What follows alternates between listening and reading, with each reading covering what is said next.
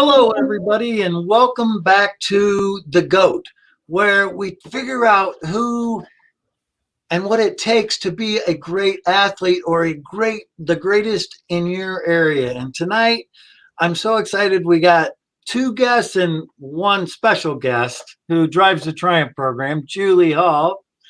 And we got Mike Kinney and we got Abraham Cisse, and we're going to get in and talk in depth about what they do. But before we go there, I want to talk about last week's show. We had Sam Davis and Maria the Mouth Ortiz, and they talked about the relationship it takes between an athlete and a coach. And how deep they went was so cool. They were friends forever. He started coaching her when he was 7, and he's still in her life. And that kind of coach that's pushing people and there for them on the journey is so valuable. So that was such a good episode. And tonight I want to talk a little bit about what our definition of a GOAT is. And our definition of the GOAT, and it includes grit, and it includes being tough and all those kinds of things in the athletic world is the way where we usually portray it. But tonight we're going to do something special, and we're going to talk about the GOAT in a different way, and first responders and people that are in the military and people that are struggling with seeing all kinds of horrible sights and being involved in all kinds of accidents after they happen, or shootings, or all those kinds of things. And they're protecting us every single day of their life and dealing with these issues to protect us. To me, that's the epitome of a GOAT. It's what a GOAT is. And every day they got to be on their game. They got to be performing at the top of their game. But one thing I want to talk about is, where do GOATs go to heal? It's like when you're a professional athlete, when you're a military person, you come back, where do you go to heal? And we're going to take it from there. Julie, you want to roll the footage? All right. Give me just 1 second here. All right.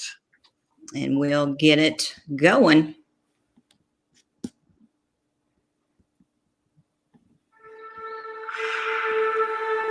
I will absolutely say that this program 100% saved my life.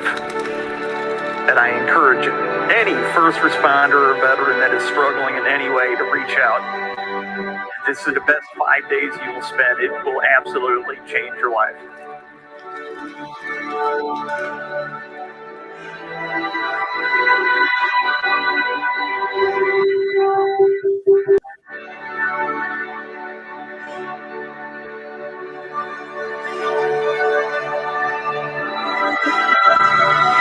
This program completely changed my life. You know, it's a completely different approach. There's no psychiatrist shoving a bunch of medications down your face. It's all holistic, and it's things that you can actually take back with you. You know, once you leave here, you still have some tools to control it.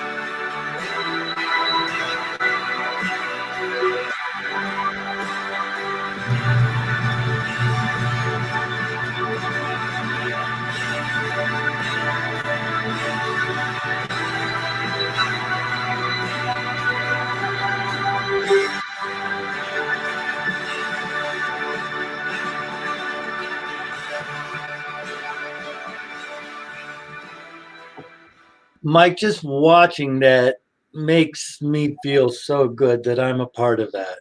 I've been a part of this program for a couple of years with Mike, and watching what he has done and all the way he's put it together, and everything has been so amazing. And to be a part of that journey has been an honor, Mike. And I got to tell you, I'm so excited to talk to you tonight. I've got this whole list of accomplishments that you have done, and I'm not going to read them all, but West Point grad, there's so many of them that I'm not going to go on. Mike, you are a goat. You are a goat of goats. And now you've turned your goatness in the military and everything that you learned into a program. Why? Tell me about you and why you're doing this.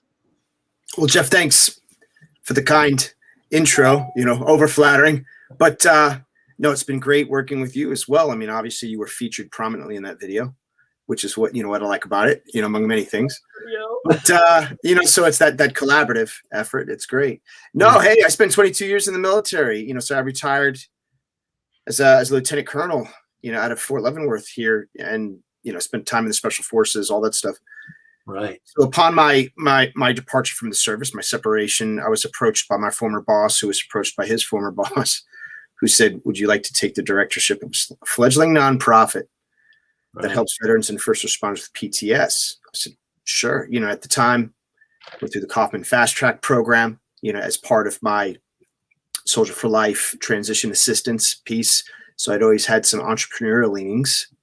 And I thought, what a great combo. So some entrepreneurship, for all intents and purposes, taking the helm of a nonprofit startup with a great mission.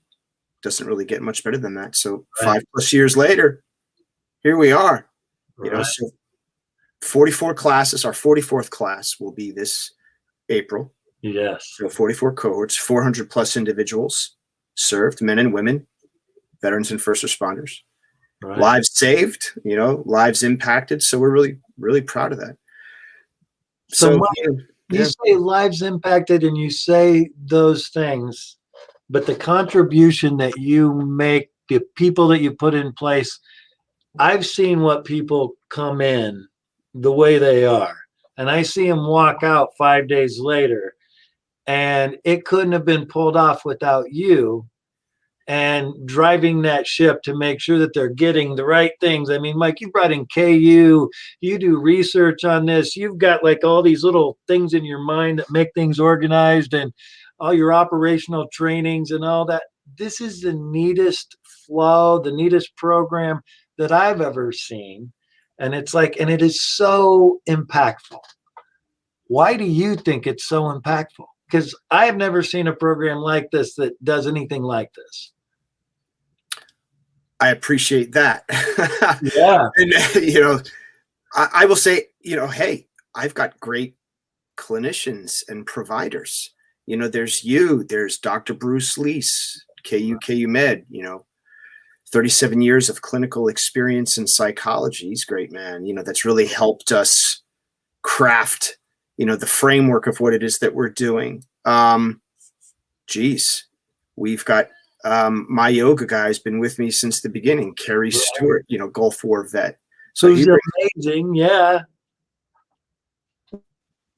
Exactly. I mean, beyond just the yoga, just that, just the lifestyle. Anna Saviano, who's from, B Brookside. We've got Amy Schoenhoff from, Mindfulness in the Heartland. Right. So in terms of expertise, I've just tried my best to reach out to people that I thought were like the best in their craft, Yeah. And, and there's a, multitude of others. John Sebelius, who does our artistic expression, veteran art. So he brings, a lot to the table. Exactly. We've got an alum that graduated. He's come back and taught, Aikido, I'll say the philosophical aspects of Aikido. So Bill Witzar, so we call him, affectionately Sensei Bill, right? So he's a black belt in Aikido. I wouldn't mess with him, just like when I wouldn't mess with you, a teddy bear of a man who'll, wrap you up in the knots, No, but, all of that aside, I mean, I give credit to, my top-notch providers, to be honest with you. And for my part, hey, when I was at Leavenworth I got trained in Leavenworth fashion at the Command General Staff College for, curriculum development and all that stuff, where they teach you terminal and enabling learning objectives. And you've been through our process, the post-instructional conference. I love it. Advanced military studies. So very disciplined, very systematized, all with an eye towards being a learning organization, iterating, getting better, feedback loops. Right. You know, I'm a systems engineer. You know, not saying I'm a good one. Exactly, though. You are. That's what I bring to the table for my part. For right. It is. I truly love it. And here's what I'm going to throw in, Mike, because you're not going to throw this in. I'm working on it. But when we do those groups and when we do the ceremony for loss and the leap of faith and those kinds of groups, you are so involved and so engaged with the individuals, and you bring such a piece to that. But it's a lot deeper to you than what you let on. You love to see the change. You give everything you got to that program, dude. I have to say, again, 43 going on 44 iterations, and you said it, you know, very aptly. The metamorphosis, and again, I don't want to oversell it. I'm not a marketer, you know, right. I'm not a BSer, you know, if I can say that. Yeah. You know, so I try to tell it like it is, but yeah, you know, you see people very reluctant up front. It's all of the, you know, storming, forming, norming, conforming, all of that. And you can see the look, the affect on their faces. They're like, oh, all right, I want to be here. I need help, but is this the right thing for me? And then come Friday, they're changed. And we say straight up, trust the process. Yeah. You know, credit you for being here and for being brave enough, you know, open up, share. And I can guarantee you're going to be changed. Again, I'm never going to oversell and say, Miss Dominus, spread the pixie dust. Oh, you're healed, you know, demons out and all that stuff. No, you know, it's a process and it's a journey, but I feel very strongly in that we provide our participants the tools they need to heal and tend the mind, body, and soul. You know, that's the one thing we say. And the other is we're about empowerment, empowering our participants to take ownership of their own healing. And I know for your part, you know, what you bring to the table is powerful. Limiting beliefs, you know, and things of that nature, really unearthing, hey, what's holding you back? And a lot of it you come to find, and I think you'll corroborate this, it's a loss of agency. It's a loss of this sense that I have any semblance of control. And I think for our part, we show them, hey, you don't have control of everything. You've got control over more facets of your life than you think. And they're important facets. Right. Mike, also, I want to talk about who benefits from your program. Like if who is it that can benefit? I know there's no cost to it. So who are you looking for? Like who would fit into this program for you as a participant? I'll say our ideal candidate, veteran, first responder, police, fire, EMS, medical, whatever, with PTS, you know, and I'm not saying you need a clinical diagnosis per se, but if you're feeling that trauma, hey, come and see us. I'll say, you know, hey, as long as you're not imminently suicidal, you know, then you need immediate intervention. We're not an intervention style program. Like, man, I want to hurt somebody. It's like, well, hey, don't hurt me, you know, or any of our other people. No, but if you're like, hey, I'm having trouble holding it together. Somebody asked me this just the other day, and I expressed it. The ideal candidate for us, I think, paired with what I would call our value proposition, it's 5 days. And again, I'm never going to oversell and say, hey, in 5 days, we're going to heal you. No, you know, anyone that preaches that is not being, you know, not being authentic and not being truthful. Right. But, you know, we say, hey, in 5 days, we really think we can kind of put you on the path to healing and arm you with some tools. So for us, our ideal candidate is somebody that they have a job, they're trying to hold it together, but they know, hey, I'm starting to come off the rails. It could be the same thing with their relationships, with their spouse, their children, whomever. And they're like, I'm barely holding it together. And I know if I don't make some changes and I don't do something, it's going to fall apart. But I can't unplug for 6 weeks to go to some immersive program or some inpatient. Where do I go? Right. They come to us for 5 days. Exactly. And again, I think it's transformative. Oh yeah. Again, we've got great outcomes statistically, but really more important to me is when we have our participants, and certainly not all, but many will come back and say, hey man, this saved my marriage, this saved my life. Yeah, we get a lot of those. I love that. And there's no charge. Right now, there's no charge to go through the program. That's right. It's absolutely free for the participant. For our veterans, we've even partnered with Veteran Airlift Command and Mercy Medical Angels. Right. For either free flight. It's all free to the participant. With some, it's like reduced cost for us. So. Yes, that's awesome. And you're funded then by private supporters and by funding. And so if anybody is interested to fund this program, there's the little number going down below, Yes. Warriors Ascent. I encourage you to reach out. The program is amazing. You can even come and observe, right, Mike? If certain parts of it, you can come and observe and see what it's like. Mike, I'm so happy that you've been on the program. That is too cool. We're going to move on to Abraham. Abraham. Yes, sir. How's it going? Wake up.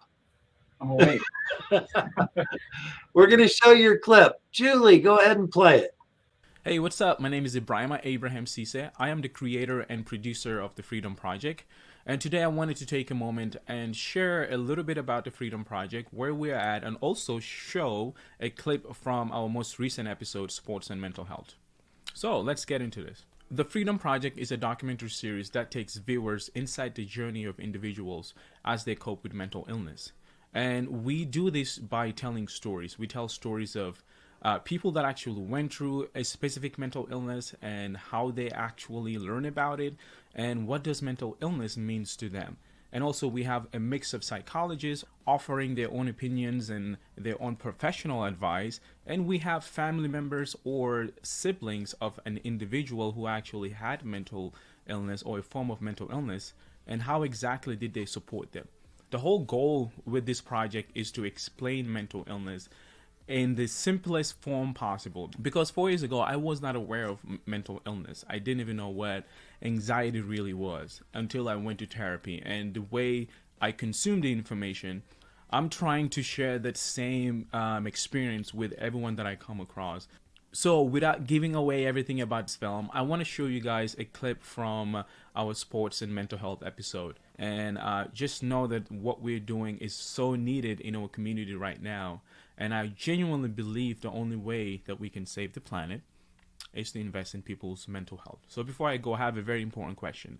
Does mental illness prevent us from living, or is it proof that we are alive? So let me know in the comments, and I appreciate you for taking time and watching this video. Peace. Well, I never talked about it when I was playing for the Chiefs. So it wasn't something you talked about. It wasn't something that was addressed. The only time they would talk about mindset or anything psychological was if there was a problem. Performance anxiety can happen to anybody. And for us to carry on the stereotype or the stigma that it's wrong to get help when you have had these challenges, you're doing yourself such an in-service. Something bad had to happen for them to bring it up, but you wanted to avoid that at all costs, right? You didn't want to show weakness, but two, you didn't want the team thinking that there was anything wrong with you, just like you would want to hide injuries, physical injuries. You want to hide anything psychologically that could be challenging to you from the teams.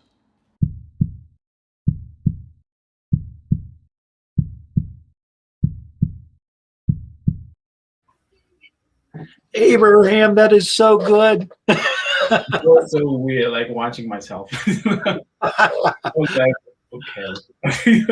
I am so excited to tell people about this project. It's a project that you have gotten into, but I want to tell everybody a little bit about my journey with you. You know, I met Abraham and he came in and told me he had this dream and this story and all this kind of stuff. And I was fascinated. And he said, I want to bring awareness up to professional athletes, to people in general, that mental health isn't bad. And, you know, it's been a mission of mine my whole life. I've been in this field and everybody's like, oh God, yeah, I don't want to talk to that guy. And, oh man, you have to go see Jeff and all that kind of stuff. And it's like this mission that you're on, Abraham, and with COVID and the way things are changing, and Mike, you too, it's like in the military, it is not a very common thing to, hey, I got PTSD, I need some help. It's like that's kind of unheard of in the military. Same way with professional athletes. So Abraham, I'm going to dig in a little bit and ask you, tell me about why the Freedom Project. Why did you put that together? Yeah, definitely. But first of all, Mike, I've heard like a lot about you from Jeff. So, it's an honor to like be on a call with you and hear what is what is what is it that you actually do? Because Jeff, he's really kind of like over the place whenever he like explain it. He makes you sound like a superhero. So, so it's nice to like actually like validate. I'm saying, oh, wow, he's actually a superhero. So yeah, You got a real one. to like meet you like in person. But with the film that I'm doing right now, the documentary, I decided to work on it because back when I was in West Africa, that's where I actually grew up. I used to play soccer, and I had a really good future to become a professional player. However, so this story is a little bit heavy, so just a heads up for anyone listening.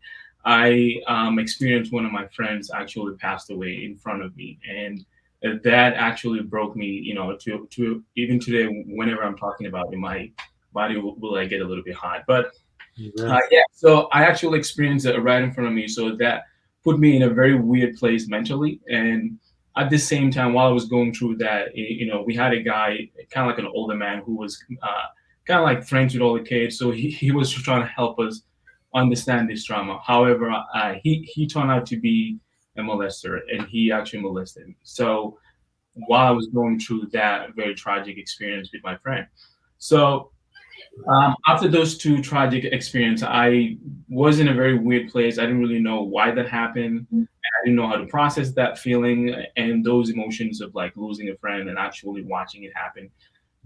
So I just decided to leave, to like stop playing soccer, because my whole team were kind of like, "What are you doing? You're a really good player. Why aren't you like doing well?" But I didn't even understand what was wrong with me, and I felt this pressure from the whole team. And my family didn't really know what was wrong with me, and somehow I like developed a stutter. So up until 5 years ago, I had a really bad stutter to a point that I was a little bit mute. So sometimes, whenever I'm talking, you'll hear a little bit stutter. But right now, I'm just excited that I can talk properly. Yeah.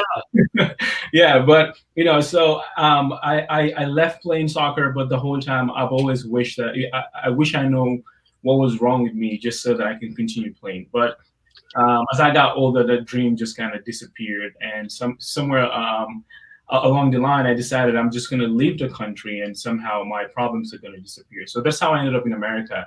But those problems just got worse, and but I ended up meeting someone who like introduced me to a psychologist, and that's where I actually understood kind of had a clear definition of what was wrong with me, as far as extreme like anxiety, and the fact that my heart would beat whenever I would talk to even anyone like 5 years ago.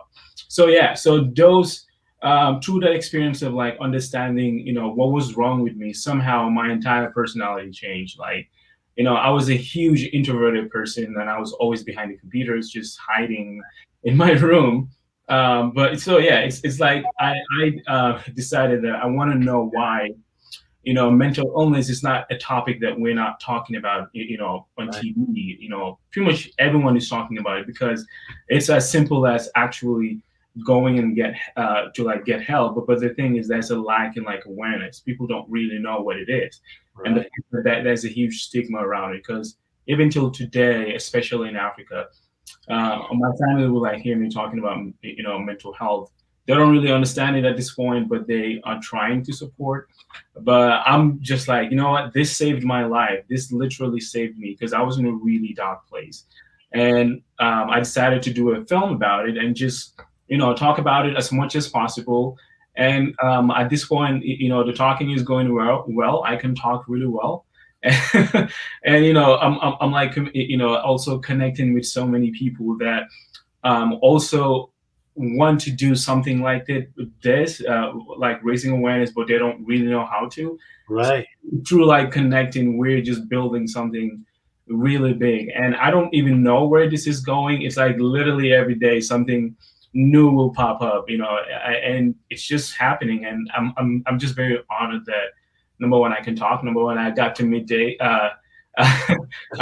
who is also helping me through this journey of like, learning about, the whole mental health space and introducing me with so many different people in the space as well. Yeah. Well, tell me a little bit about the goal of the Freedom Project. You right now, it's to bring mental health awareness to this episode is the sports episode, correct?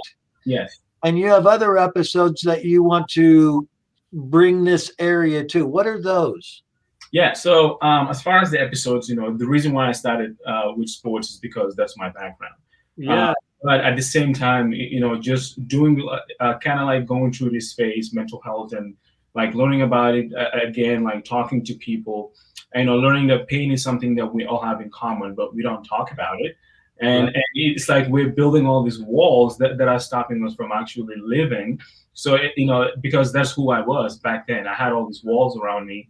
And, my stutter just got so bad that I would literally do this just to talk. It was really bad. And, that can be, kill your confidence to a point of, I didn't even want to talk to girls at that point because it was like, who wants to talk to someone who like hits the table? So, I limit myself based off of that stutter. But at the same time, I met so many people that also had like, depression, or they went through domestic violence, or, child abuse. And these were stories that I was getting, especially through like social media.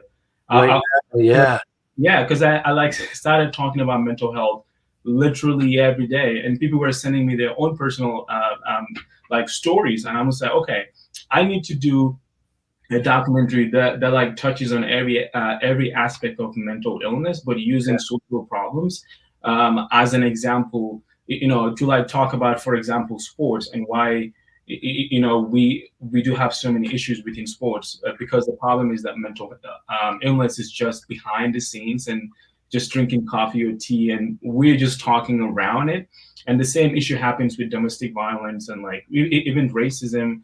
People are just talking about race, but the thing is, there's so much trauma that's underneath racism that we're not talking about. Right. We're just going through a very vicious cycle and not actually talking about the problem. So my goal is to address pretty much every aspect of mental illness. Yeah. And I'm like stuck with 16 episodes, but in a good way. So it's like, I want to produce all of that. Abraham, just bringing the awareness, like let's even take it to Mike's world. It's like enlightening the military about mental health issues. Mm-hmm. It's like that's been a battle that you've been fighting, Mike, for a long time, of being in this field, in the healing field, and trying to get the military, who's in the job of getting rid of feelings and not allowing those, because that's survival. That's what they had to do. I mean, you can't be out there, oh man, I feel so bad that I did that. No, you got to do it. Yep. So it's like now you're in the field of emotions and feelings and these people healing, and you're fighting that battle with the military, I'm sure. Yeah. We like to say the military does a really good job of training you to do your job, but not the afterwards. Yeah. Right. Repercussions, the ramifications of having done your job. And, hey, not that that's a bad thing. I mean, the military does what it does, but I think they're coming around. They've got resilience programs and a variety of things. So I'll speak for the Army in specific, but DOD in general. The proverbial learning organization, they're always trying to get better. So, to their credit, they realize that we need to invest in that human dimension aspect. Preservation of the force and family is the program of record, and they're moving. They're moving out and doing that. But there is still that stigma, but it's getting better. It is. It's getting better, and I feel that too. Yeah, I feel like it's getting much better. Yeah, the whole process, it's like very slow. Even me trying to produce this film, it has been a drag, because I've had a lot of people tell me, "Oh my God, this is a great idea," but then whenever it comes to, do you want to do a quick episode? People are like, I'm not ready yet, which is okay, because you definitely have to be ready, because it took me like 14 years to be ready to like talk about my own issues. So that is also something that I truly understand, which is giving people that space to get ready. but we can do better by actually giving them the, all the tools that they need to get ready. For example, through my documentary, the way that everything is structured, it's like having, for example, you, like a psychologist, basically explaining what John is talking about, which is a clear case of, anxiety. But someone who's watching doesn't really know what anxiety really is, but hearing John explaining it, and then they're like, whoa, that's exactly what I experienced. And then they hear a psychologist say, so this is what anxiety looks like, and this is how we actually walk you through it. So that's my goal with the whole documentary, to walk people through that journey that took me 14 years to get there, but within one episode, and they can be like, okay, this is A, B, C, and this is what I need to do to like get to Z, which is the awareness portion of it. Because through awareness, we can only get to healing. So exactly, if people don't know, they can really take the steps to get help. And I'm gonna use you as an example right now, Abraham. So you talking about this on a podcast in front of lots of people, and what do you think that does for you? I mean, so I didn't even realize that other people were watching this. I thought it was a Zoom call. So it's when I opened up the internet, and then it says like 20 plus people. I actually started freaking out, and I was like, oh my God, I thought this was a Zoom call. But why does it say that people are watching? And then I literally did like a breathing exercise. Like, my yoga mat is right here. I'm like, okay, calm down. Just breathe. And I did like a whole like yoga session, which I have like 6 weeks or something. But thanks for the challenge. And you know what, Abraham? What? Every time you do that, every time you tell your story, you're healing. I know, yeah. You're walking into that fear, walking into the darkness, and you're dealing with it. And that's what processing these experiences is you're not running from them. You're, hey, I'm bringing them to the table. I'm dealing with them here in front of all these people. I'm being vulnerable. I'm putting it out there. And I so much appreciate you doing that, Abraham. It really means a lot to me. But like you said, it's just being real and letting people know that this happens and it's okay. Go get help. Go get help. Yeah, but in a very nice way, because I'm like, hey, go get help. Right. It's got to be in this is how help looks like, and this is something that we all experience. Very like extreme levels sometimes, but there is help available. So yeah, exactly, definitely. Well, and that leads me right into the GOAT tip of the week. Here it comes. Julie's getting ready to prepare GOAT tip of the week. It's okay to not be okay.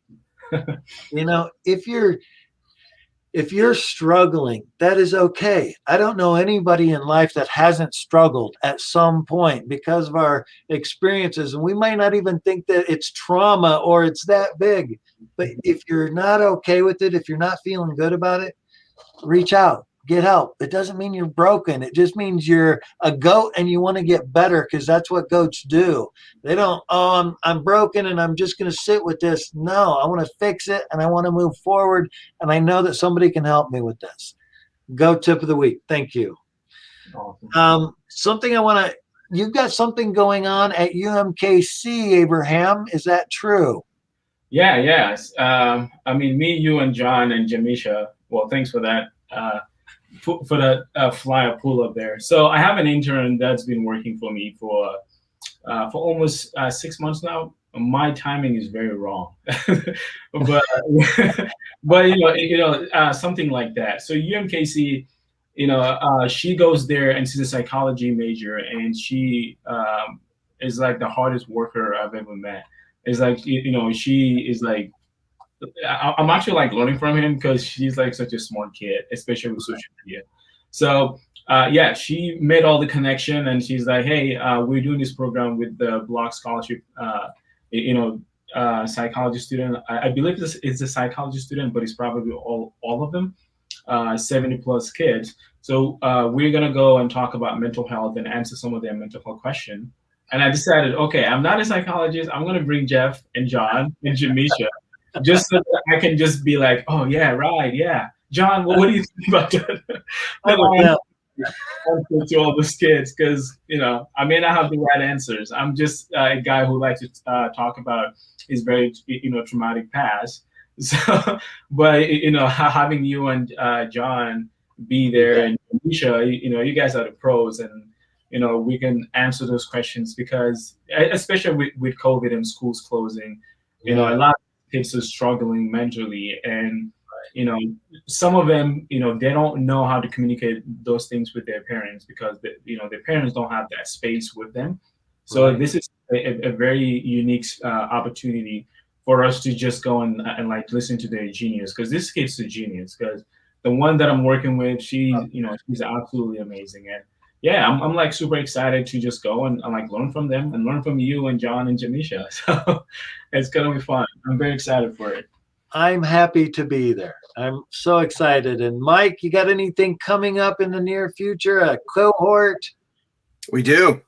So we have a cohort in April and May, and then September, October, November, a gala at the end of the year, Veterans Day weekend. So, that's our fundraising thing. But more importantly, our cohorts that are helping people. So, those are the big things on the horizon for us.